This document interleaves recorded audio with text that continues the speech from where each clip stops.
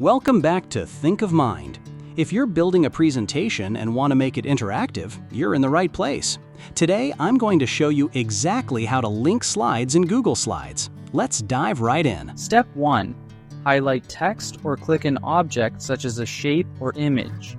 First, open your presentation in Google Slides and go to the slide where you want to create the link. Then select the text or object that will act as the clickable link during the presentation. Step 2. Go to Insert and click Link, or press Ctrl K on Windows or Cmd K on Mac. The Insert option is located in the top menu bar of Google Slides, and the Link feature allows you to attach a link to the selected text or object. Step 3. Click Slides in this presentation. After opening the link window, you will see different linking options, and this option allows you to connect the selected element to another slide within the same presentation. Step 4. Select the specific slide.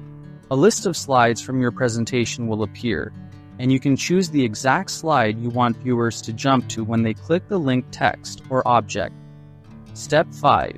Click Apply.